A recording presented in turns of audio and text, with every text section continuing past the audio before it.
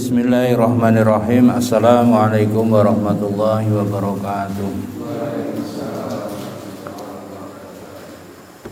Alhamdulillahirabbil alamin, wassalatu wassalamu ala asrofil mursalin wa ala alihi wa sahbihi ajmain. Ya ayyuhalladzina amanu taqullaha haqqa tuqatih wa la tamutunna illa wa antum muslimun. Wasari'u ila magfiratin min rabbikum wa jannatin arduha as-samawati wal ardu uiddat lil muttaqin. Rabbi shrah li sadri wa yassir li amri wahlul 'uqdatam min lisani yafqahu qawli. Amma ba'du. Ikhwani fiddin, arsadani wa arsadakumullah, saudara-saudara yang dirahmati Allah Subhanahu wa taala.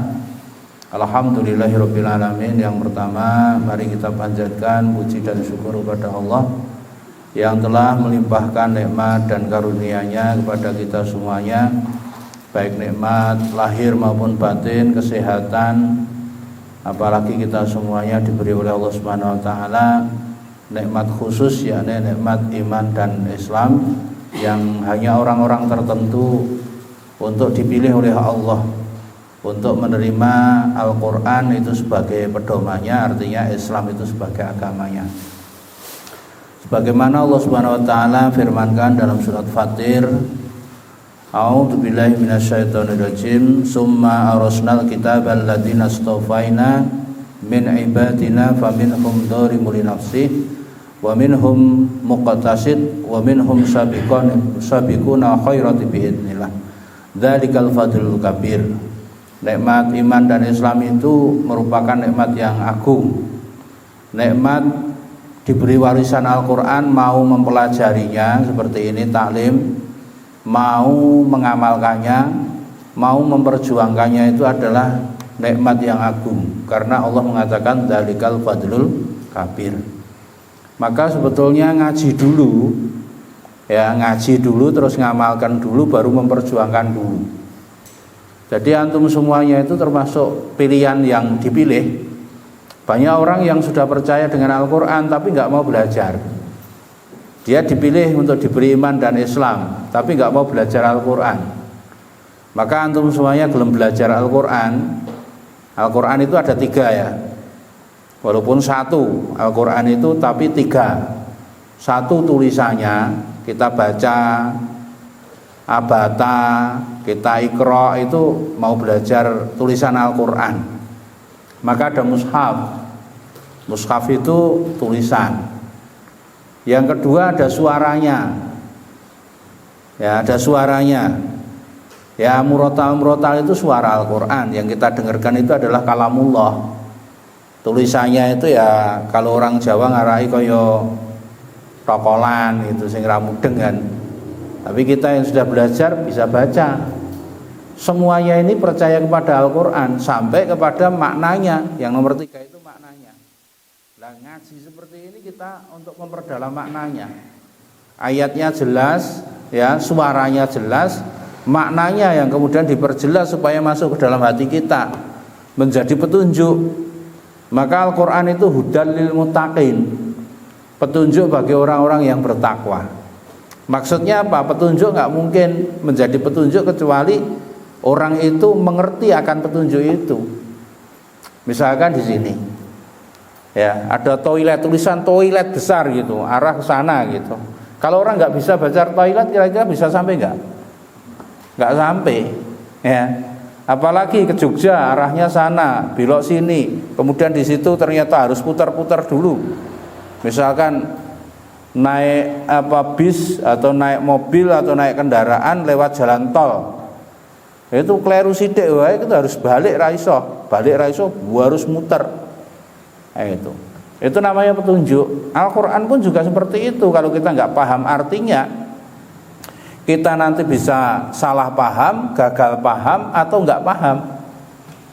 Ya, yang membuat kita itu justru tersesat dengan salah paham itu, gagal paham itu. Maka harus paham betul itu. Maka orang-orang yang belajar Al-Quran, orang-orang yang belum ngaji gitu, itu namanya diberi kenikmatan oleh Allah dengan kenikmatan apa? Yufaqihu fiddin. Itu Nabi Muhammad kan pernah membicarakan masalah itu. Barang siapa dikehendaki oleh Allah kebaikan, Mayyuridillahu khairan, siapa yang dikehendaki oleh kebaikan oleh Allah, berarti orang itu pasti diberi kebaikan. Cirinya apa? Yufaqihu fiddin, dia diberi oleh Allah itu kepahaman agama. Jadi maknanya itu dipahami. Nah, nggak mungkin bisa paham kecuali dengan ngaji tadi. Maca Al-Quran mungkin terjemahan itu bisa. Kadang-kadang ada yang ayat-ayat muhkam tidak perlu penafsiran. Tapi kan ada yang harus diperdalam, ini masalahnya apa, aplikasinya bagaimana gitu. Kalau dengan saat sekarang itu terus gimana lah, itu para ulama-ulama itu belajar. Kemudian kita belajar sampai kepada ulama-ulama. Lah, maka kenapa saya usul kepada antum khususnya pengurus itu untuk ngaji. Ngaji yang kecil kepada yang agak besar, yang besar kemudian besar lagi, tingkatan tinggi. Saya pun juga masih ngaji gitu loh. Jadi ngaji ini kebutuhan kita bersama. Ngaji ini adalah apa namanya, kepentingan kita bersama, bukan sing ngaji bar ngaji meneh ndak. Sing ngisor ngaji sing dhuwur ngaji sang dhuwure meneh gitu. Ya. Anak saya itu sudah hafal Quran. Dia ngaji apa? Sanad. Ketika belajar sanad, wis hafal gitu. Belajar lagi kepada sanad yang lain. Ternyata ngaji itu seperti itu. Ya. Maka kalau kita ini di sini di Solo itu kan banyak ulama. Ustadz-ustadz itu enggak wegah gitu. Dia sinau lagi kepada ustadz yang lebih tinggi, gitu. Maka ngaji itu ya, itu adalah ruh orangnya mukmin ya. Orang mukmin itu rohnya itu ngaji. Rohnya itu pengen tahu. Karena itu perintah Allah, maka orang beriman itu iman kepada Allah, dia akan mengimani semua perintah Allah. Wa'lam annallahu la ilaha illa ana. Itu kan perintah. Iqra bismi rabbikal ladzi khalaqal insana min 'alaq itu. Itu semua perintah ngaji. Ya, jadi bisa ngaji suaranya, bisa ngaji tulisannya, bisa ngaji maknanya. Ini kita belajar ngaji maknanya gitu. Ya. Supaya apa? Kita dapat petunjuk. Wah, petunjuk itu mahal harganya. Ya, orang kalau belum dapat petunjuk itu bayar piro-piro, tahu petunjuk itu harganya mahal, bayar piro-piro itu dibayar kok. Dibayar itu. Barusan saya kedatangan tamu tadi. Ya, antum tahu kenal itu. Cerita tentang seseorang dicemani itu. Gitu. Karena dia itu sudah merasa hatinya terpenuhi kebutuhannya dengan kepuasan ilmu itu. Ngaji kepada ustadz, kemudian dia cocok. Artinya hatinya itu puas. Puasnya hati itu dengan ilmunya ustadz tadi. Kemudian bayarannya itu enggak bayar-bayar. Ustadz itu punya proyek gitu, belikan tanah harga 1 miliar gitu. Itu mahalnya ilmu, dia menghargai ilmu yang didapat itu dengan apa yang dimiliki 1 miliar gitu. 1 miliar tanah gitu. Kalau saya kecil-kecilan itu ada orang yang pernah ngaji dengan saya itu. Kemudian dia itu merasa kebutuhan jiwanya itu tercukupi dengan apa yang saya sampaikan. Kemudian dia bilang gitu, Ustadz, saya ingin ngumrohkan antum. Loh, seharga umroh itu. Karena apa? Dia merasa tercukupi kebutuhan. Antum saja coba rasakan. Yang pas mendengarkan Ustadz apa pada YouTube apa gitu Pak, ceros gitu, mesti seneng, mesti like toh. Itu. Yang ngantek like ora gelem ya bangetan, itu mau like ra kulaan itu. Itu. Ini ada orang yang menghargai seperti itu. Nah, itulah namanya petunjuk. Mahalnya berarti bukan kepada ustadznya itu. Wong ustadznya ya orang nggo sapa-sapa ngumat lagi gitu. Tapi dia itu menghargai apa yang dia dapatkan. Nah, itu luar biasa. Nah, ini. Maka ngaji itu ingin menjadikan kita itu menjadi manusia yang bertakwa. Manusia yang sempurna itu namanya manusia bertakwa. Jadi dalam Islam itu saya sampaikan ada banyak tingkatan. Minimal ada 6 yang pernah kita kenal. 1 namanya Muslim. Muslim itu wala tamutunna illa wa antum muslimun, itu tingkat yang paling rendah. Artinya setelah itu jangan mati kecuali dalam keadaan muslim. Itu ngisore muslim itu kalau nggak munafik fasik, kalau nggak fasik kemudian menjadi orang kafir. Kalau sudah menjadi yang tiga-tiga ini berat, maka mati minimal itu muslim. Menjadi seorang muslim itu, mati seorang muslim itu batasan terendah, karena dia menjadi orang yang sudah menyerah kepada Allah dalam urusan dunia dan akhiratnya, diserahkan kepada Allah, manut sama Allah. Namanya muslim itu kan dari salama yusallimu tasliman. Itu. Maka Rasulullah itu kalau dakwah itu aslam, taslim, menyerahlah kalian atau masuk Islamlah kalian akan selamat, gitu kan? Gitu. Jadi menyerahkan pilihannya itu kepada Allah, yang diputuskan oleh Allah, yang diputuskan oleh Kanjeng Nabi Muhammad, itu merupakan penyerahan diri dalam pilihan, maka disebut muslim, itu paling rendah. Setelah itu naik sendiri, mukmin. Loh kok bisa gitu toh Ustaz? Enggak mukmin semua. Ya saya mengambil firman Allah dalam surat Hujurat itu. A'udzubillahi minasyaitonirrajim. Qalatil a'rabu amana. Orang-orang Arab Badui. Orang Arab Badui itu orang Arab yang minim ilmu. Itu dari Arab-Arab pegunungan, pedesaan gitu, ngajinya jarang. Bahkan enggak pernah ngaji, tapi sudah senang sama Islam. Tapi dia itu menyerahkan diri kepada Islam. Artinya nabiku yo Muhammad, kiblatku yo Ka'bah, gitu kan kene. Gitu. Nek yen kon ngaji durung gelem, yen kon infak sedekah ora gelem, aku pilih itu zakate wae, aku pilih itu infake wae. Nek yen kon zakat ora gelem, itu manusia-manusia disebut dengan a'rabiyun. Gitu. Mereka mengatakan kami telah beriman ya Rasulullah, tapi didebat oleh Allah. Itu qul lam tu'minu, katakanlah wahai Muhammad, jangan mengatakan kamu itu beriman, walakin qulu aslamna, cukuplah kamu mengatakan kami seorang muslim.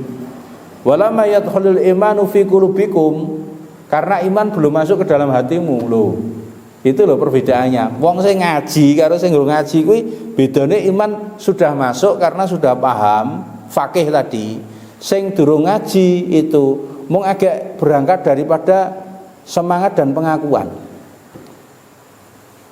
Muslim berbeda dengan mukmin. Maka orang tingkat kedua itu mukmin, tapi mukmin itu nanti juga bertingkat-tingkat. Nah, terus setelah itu dalam hadis kedua ya di Arba'in Nawawiyah itu tentang hadis Umar melihat malaikat itu. Setelah muslim, rukun Islam, kemudian mukmin, kemudian menjadi muhsin. Nah, nomor 3 muhsin, nomor 4 itu mukhlis. Mukhlis, orang yang mencoba untuk ikhlas. Kemudian mukhlasin, orang yang diikhlaskan oleh Allah. Yang terakhir tadi yang saya sampaikan itu takwa, muttaqin. Maka puasa itu menjadikan orang itu dari mukmin menjadi muttaqin. Kan ada dalam Al-Qur'an itu ya ayyuhan nasu taqu rabbakum, gitu kan. Terus ya ayyuhalladzina amanu aminu billahi wa rasul, gitu. Jadi tingkatannya berbeda. Kemudian ya ayyuhalladzina amanu kutiba alaikumusyamu kama kutiba alal ladzina min qablikum la'allakum tattaqun. Lah tatakun itu adalah manusia yang paling dekat dengan Allah, manusia yang paling kamil sempurna, wal mutakamil dan paripurna. Itu apa ada itu? Lah ini Allah menyebutkan orang takwa itu orang yang purna dan paripurna, orang yang paling tinggi levelnya gitu. Tapi manusia itu ya ada salahnya tadi itu. Tapi ini sempurna dan paripurna, bukan kesempurnaan Allah, tapi sempurnanya level manusia. Namanya manusia kan makhluk khata wa nisyan, tapi sempurna, gitu loh. Lah kita ini saudara-saudara semuanya, itu antum jauh-jauh ke sana, antum ngaji di mana-mana pun dalam rangka untuk menjadi orang yang kamil mutakamil. Ingat, Orang kamil mutakamil itu hanya memiliki 4 tanda, memiliki 4 syarat. Kalau antum semuanya sudah 4 syarat ini mampu antum lakukan, wis itu bahasane ilmune wis tingkat tinggi, gentur, wis takwa betul. Karena Allah berfirman, ya, inna akramakum indallahi atqakum, itu dalam penegalan ayat di surat Hujurat itu. Yang paling dekat di antara kalian itu adalah orang yang bertakwa. Jadi di antara yang paling takwa itu siapa? Paling takwa dekat dengan Allah. Orang takwa saja itu sudah dekat dengan Allah. Yang paling takwa itu dekat dengan Allah. Jadi ketakwaan itu dekat dengan Allah. Lah dekat dengan Allah itu apa? Banyak jawabannya.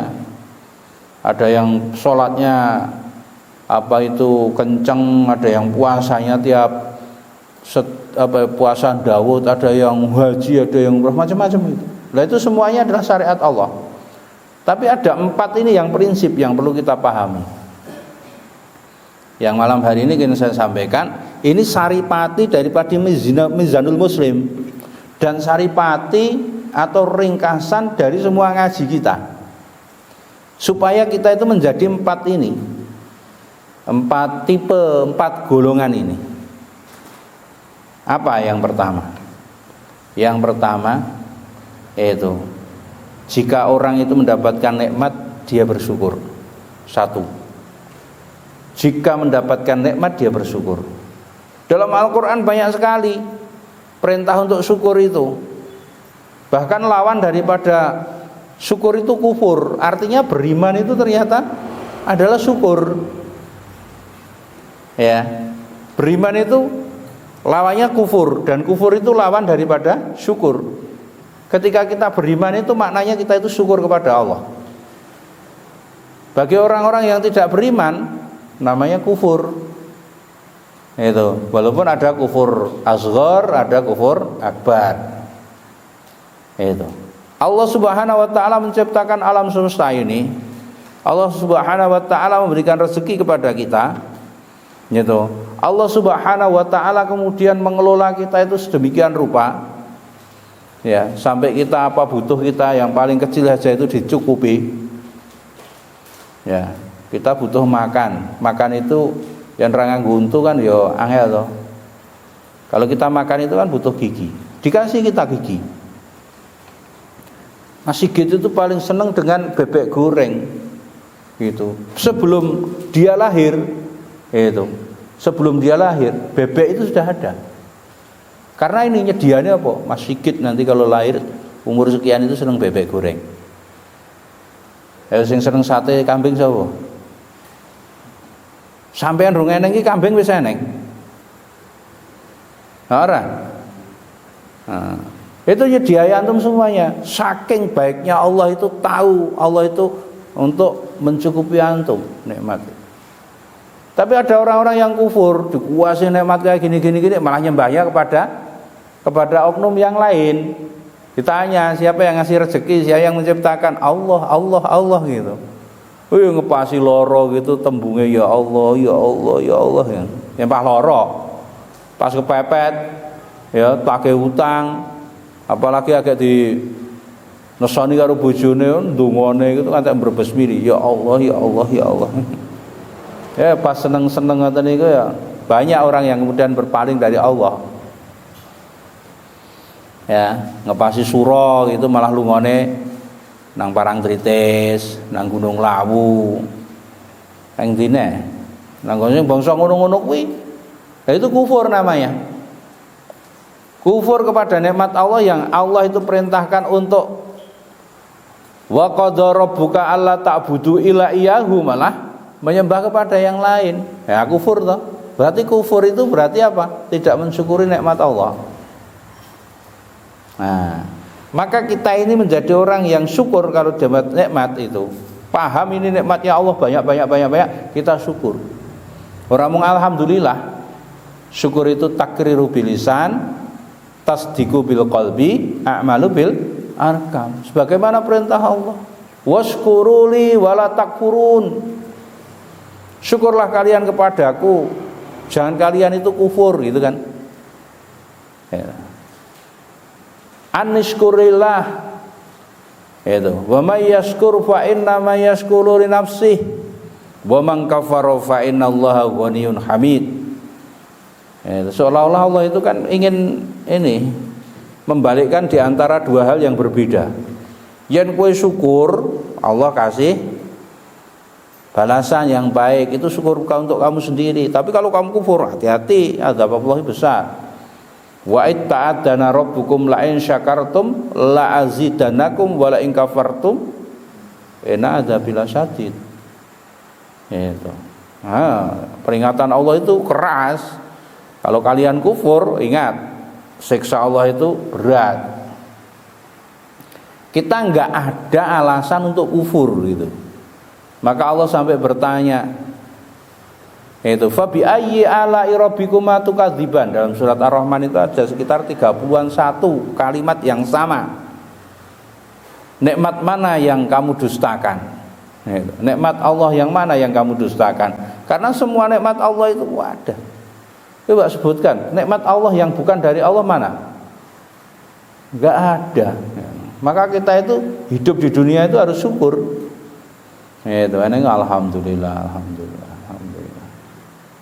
Cirinya orang syukur itu sing ketok tenan itu kerep ngucapke alhamdulillah.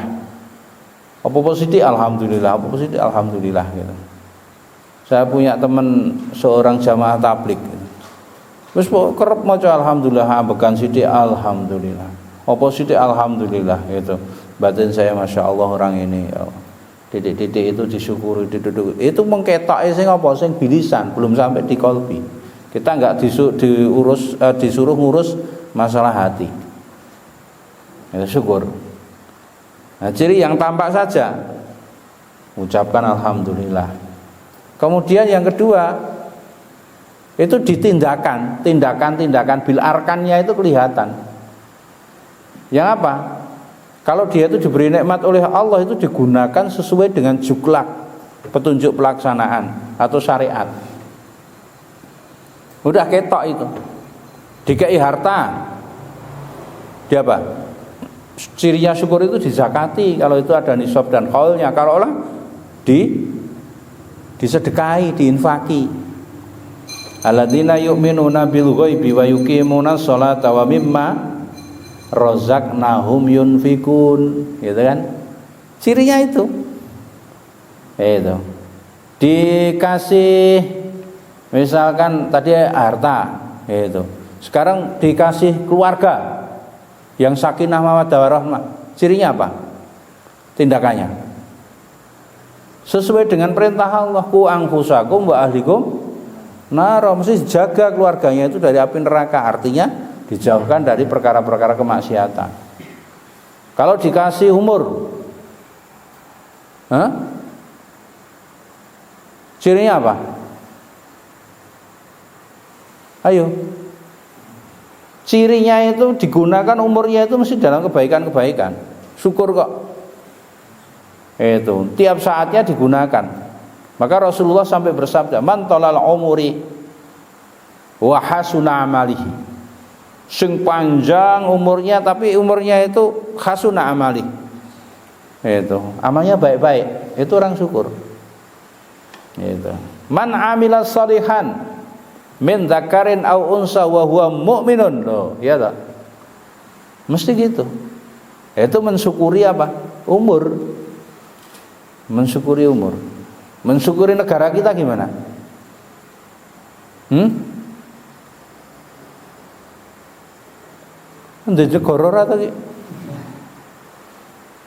Mensyukuri negara itu dengan apa? Mengelola negara ini sesuai dengan perintah Allah. Karena Allah mengatakan walau ahlal qura amanu wa taqaw la fatahna alaihim barakatim minas sama wal ard an aqimuddina wa la tatafarraqu fi.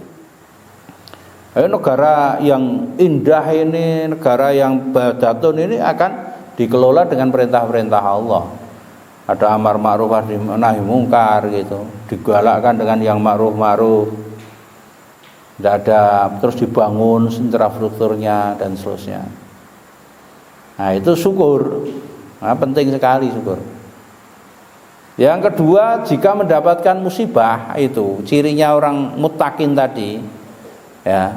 Kalau dia mendapatkan musibah, dia akan bersabar. Memang perintahnya dalam Al-Qur'an itu wa asa an takrahu syai'a wa huwa khairul lakum wa asa an tuhibbu syai'a wa huwa syarrul lakum. Gitu. Kadang-kadang kita dapat hal yang baik, itu syukur, kemudian kadang-kadang dapat yang jelek bagi kita, rasanya itu kita disuruh bersabar karena yang jelek itu kadang-kadang Allah mengatakan itu baik. Apa yang kamu tidak suka itu mukrah, itu kadang baik, itu memang kehendak Allah gitu. Itu antum disuruh ngaji kayak begini baik, nanti menjadi orang alim. Kamu disuruh zakat itu baik, itu apa? Menjadi bersih hartanya. Tapi bagi kita yang merasa wah ini enggak baik ini bagi saya, mosok saya itu sudah keselnya gak suruh ngaji. Itu ngaji hari ini, ngaji hari itu, wah kok kan. Nah, itu seolah-olah kita, padahal itu mungkin buruk bagi kalian. Itu orang ngaji terus jadi bodoh dengan agamanya, itu seperti orang berjalan dalam kegelapan. Harusnya ini makanan ini halal malah ratau dipangan. Barang itu haram itu malah dipangan. Karena apa? Karena nggak ngaji, nggak tahu ini hukum. Gitu. Maka orang-orang yang ngaji itu dia memiliki tingkat efektivitas yang tinggi. Gitu. Ada orang itu ya mengamalkan sesuatu itu gogoh-gogoh. Ahli bid'ah itu kalau berbuat itu buat tenanan gitu. Kalah dengan amalnya ahlu sunnah. Contohnya apa? Ya poso ini nggak ke punggan, nggak ke padusan, nggak ke sadranan, itu kan tak biaya banyak dan menunggu gitu. Kita cukup sunah saja. Sunah-sunahnya apa dari menyambut bulan Ramadan itu dan masuk bulan Ramadan itu apa? Kerjakan yang sunah-sunah itu efektif, gitu. Ya. Jadi ini orang ngaji, kalau nggak ngaji ikut-ikutan itu nggak tahu, dihapusi karo apa itu iklan-iklan di Facebook aja sudah banyak itu berseliweran itu. Kamu baca sekian ratus akan begini, kamu baca ini akan segini, kamu share ini akan begini. Loh itu reneng dalile di. Nah, kalau kita percaya, bingung ternyata itu orang-orang kafir, orang-orang Nasrani itu juga buat video-video yang pakai nada Islam. Ternyata hanya untuk itu mayudilillah, untuk apa namanya membuat agama Allah itu kemudian melenceng. Maksudnya sabar kepada musibah itu apa? Ya kalau musibah itu rata-rata yang tidak kita senangi.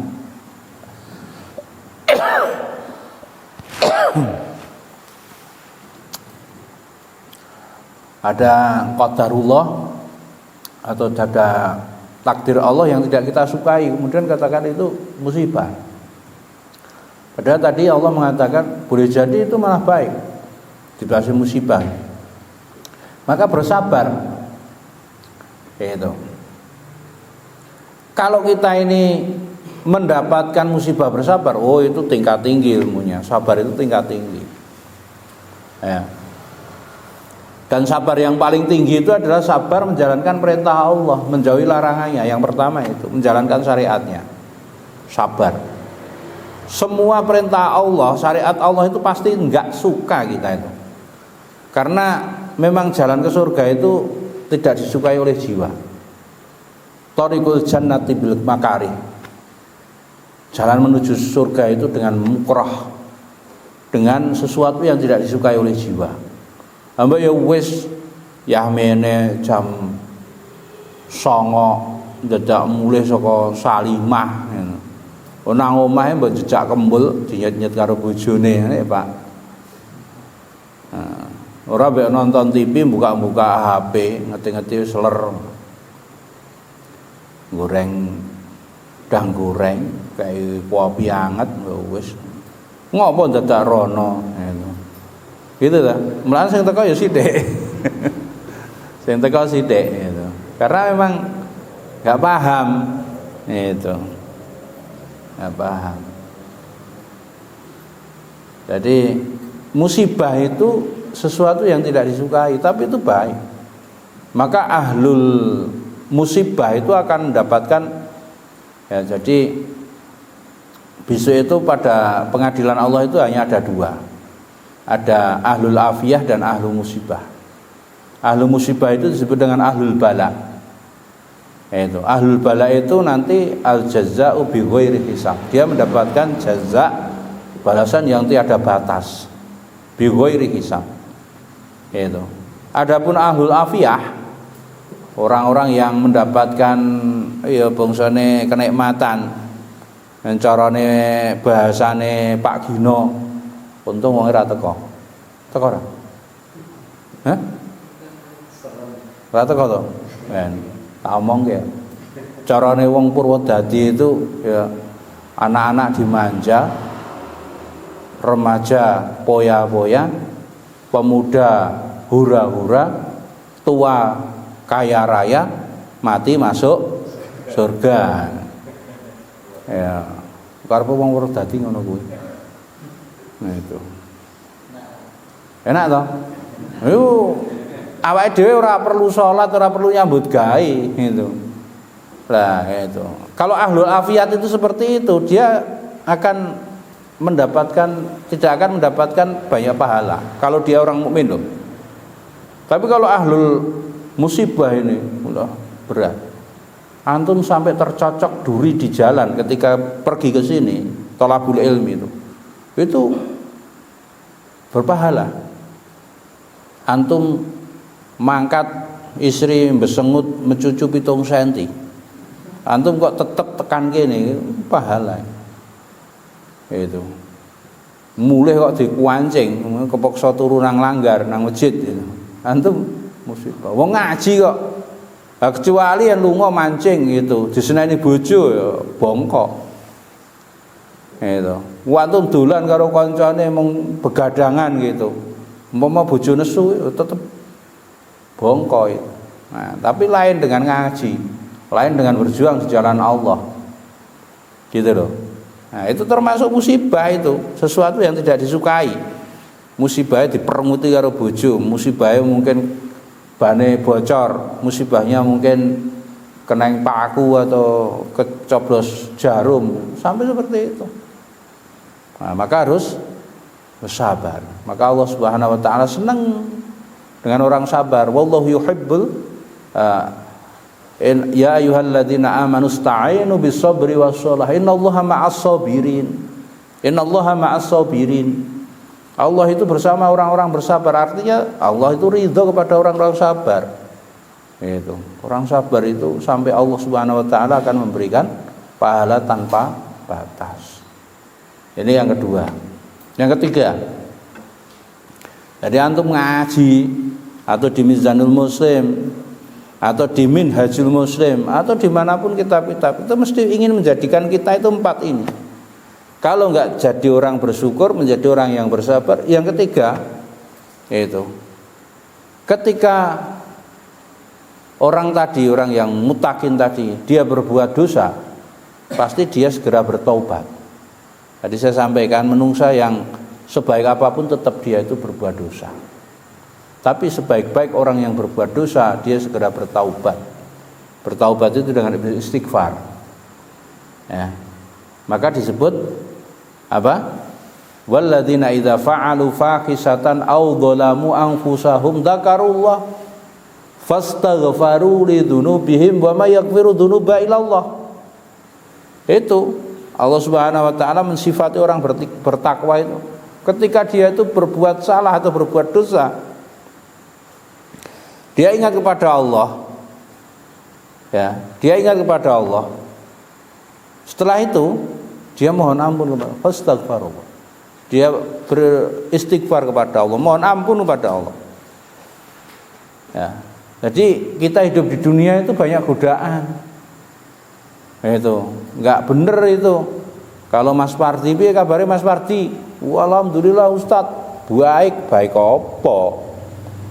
Itu. Sementara hawa nafsunya mengejar-ngejar untuk dipenuhi syahwatnya, gitu. Keluarganya minta dicukupi nafkahnya, gitu. Sementara setan itu menggoda dari kanan kiri, belakang atas bawah, gitu. Baik piye yang ngono kuwi. Gitu. Kita kan kadang-kadang seperti itu toh, tapi kita nggak paham dengan apa yang menjadi beban kita. Sementara Allah menuntut untuk dijalankan perintah-perintahnya. Berat loh itu.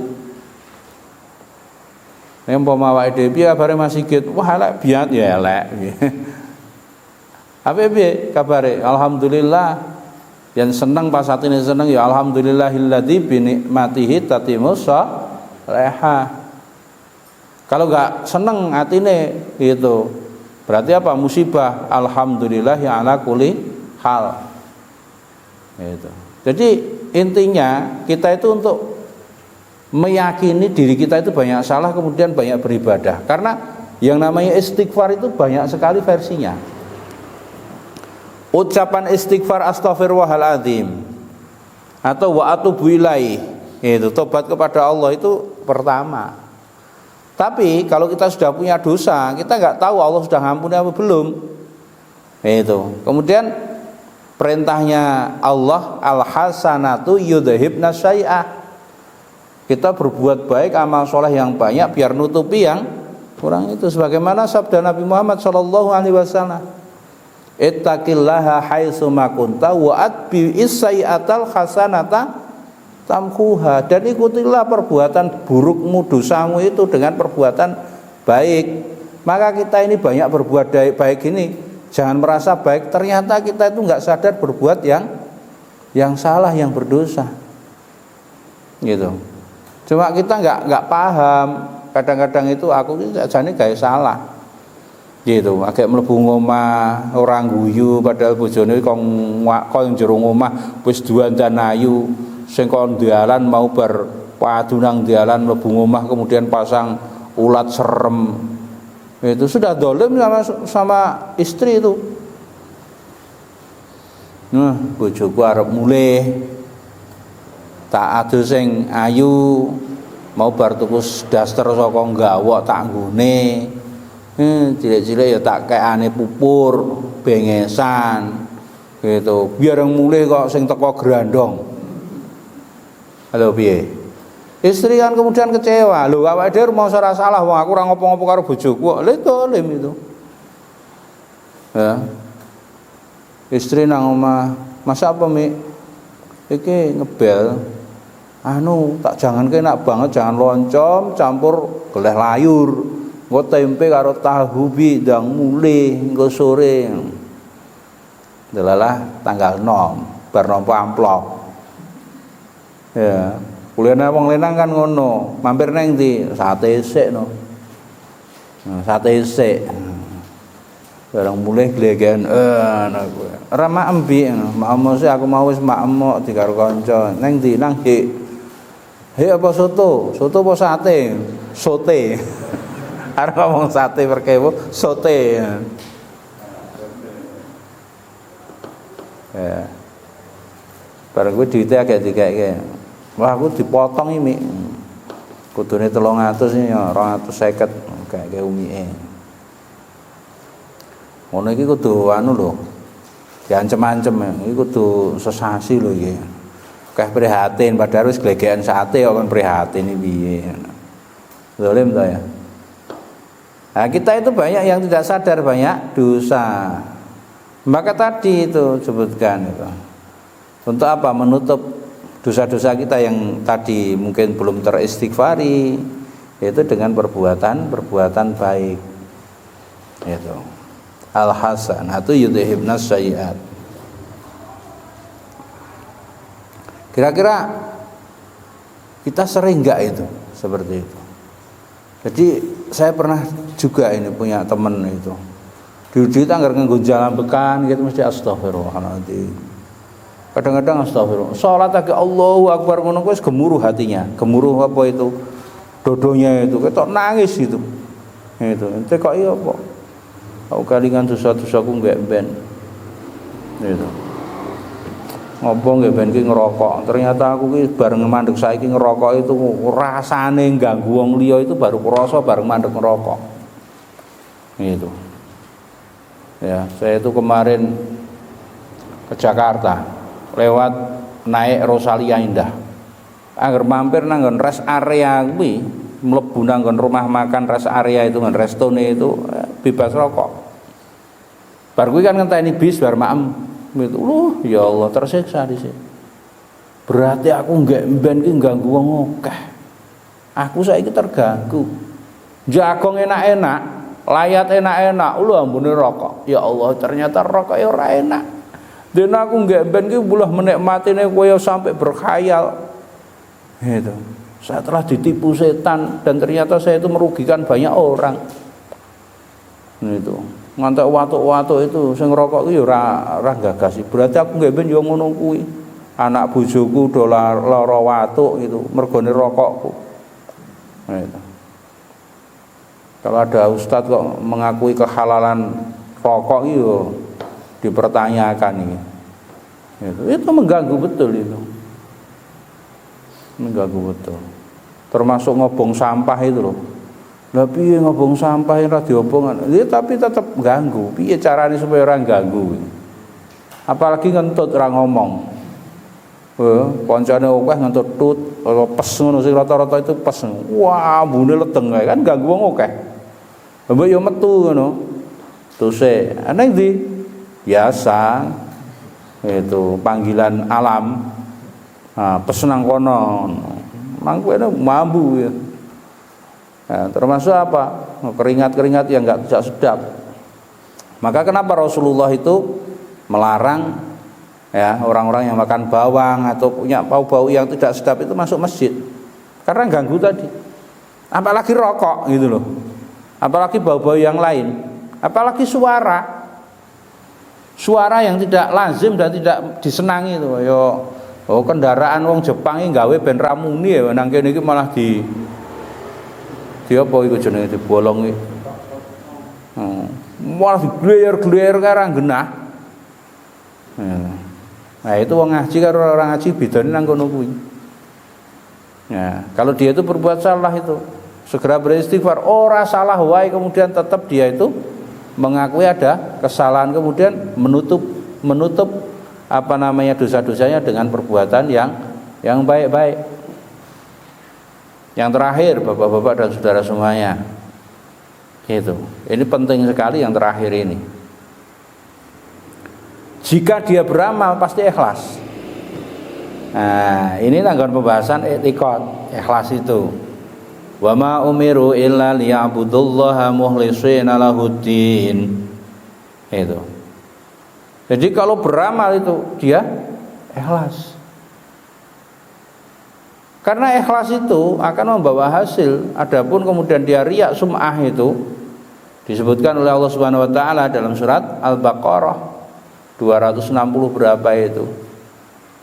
Orang-orang yang seperti apa?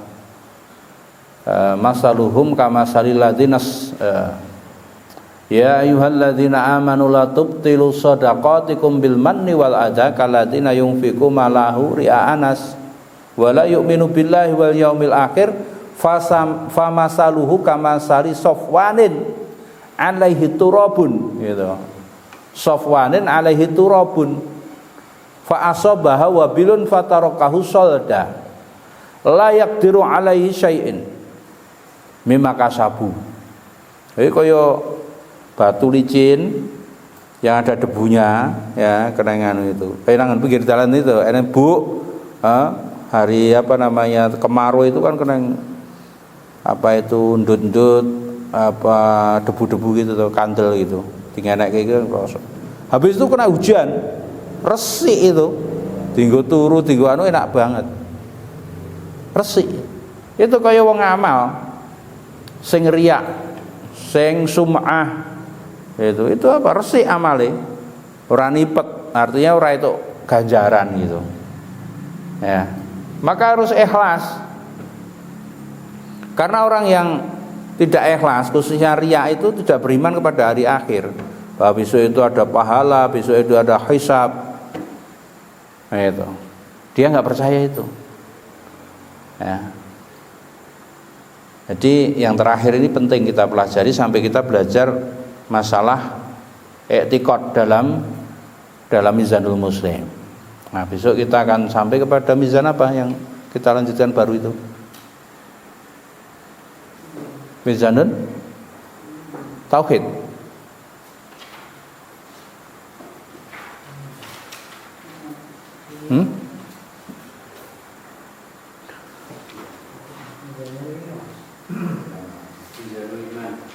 Sampai Mizanul Iman ya. Nah itu. La yu'minu billahi wal yaumil akhir itu adalah orang-orang kufur. La yu'minu billahi wal yaumil akhir itu adalah orang-orang yang sum'ah wariya tadi. Supaya ikhlas itu yu'minu billah. Itu. Menjadi orang-orang yang beriman.